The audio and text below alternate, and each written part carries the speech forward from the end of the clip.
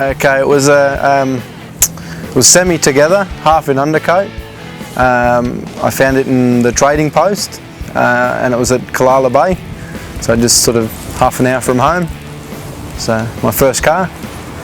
So yeah, it's a good old girl. Yeah, it had the original 149 and 3-speed, and when I built it, I built a Work 202 and a Trimatic. Drove it for about 4 or 5 years like that, and then yeah, put the LS in it and haven't looked back.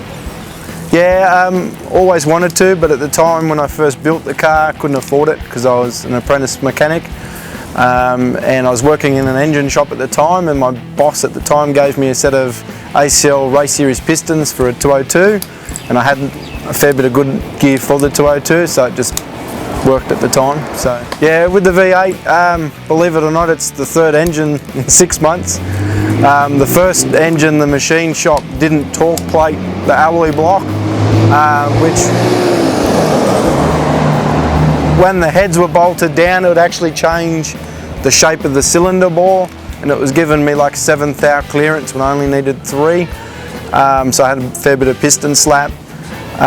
So we pulled it down, new block, rebuilt that, put it back on the dyno, and it spat the tail shaft at 200 and something kilometres, destroyed my floor. Little to know, we fixed all the tail shaft, got it all back and running, and found an oil leak from the block. It had cracked the block. So bit of a shame, but just before summer nats, between Christmas and New Year's, I put a $300 junk engine in it. That's what it's running at the moment, while I build up newer, bigger and better. Third time lucky. Third time lucky.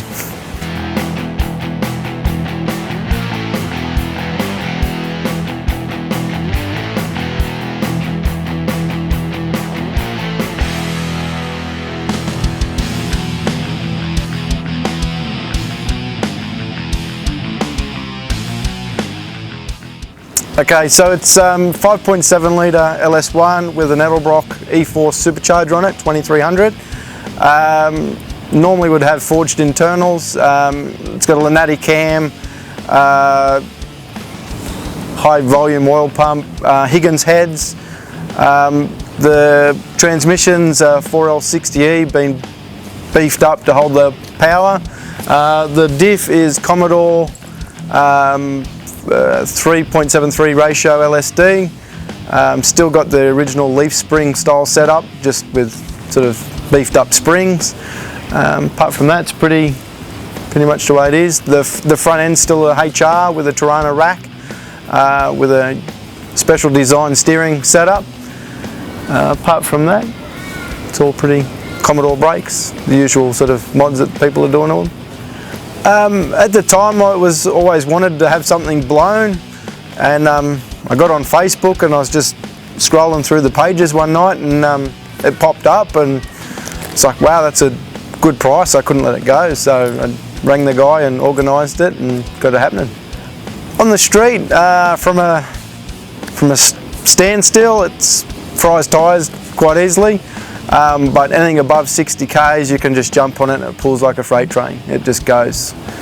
But yeah, under 60 k's, if you jump on it, it turns tyres.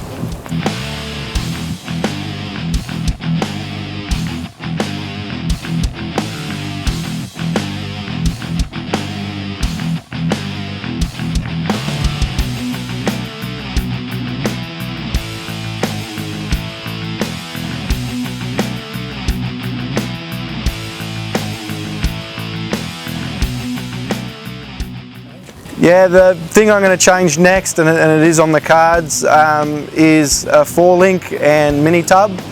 I got two 5.5 tyres on the back, and I want to get up to about a 295 and change the dish to give it a bit more dish at the back, just to make it a bit more of a tougher stance to what it gives now.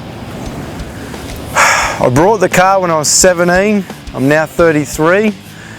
It was 10 years from when I first started it to when I had it on the road, and then yeah, I drove it for 4 to 5 years, and then I'd done the LS1 conversion, which took me nearly 12 months to sort it all out and get it all engineered and back on the road. It's second rego now with the LS in it, coming up to its third soon. So, okay, I'd have to give a big shout out to all the boys in my workshop that spent countless hours helping me getting it all set up. So Rob, Mario and Levi for all their help, and then of course all my mates that come over and shed nights and tinker. You guys know who you are, so don't need any say who you are because it's a big list. Yeah, and my wife of course for putting up with it. Yeah.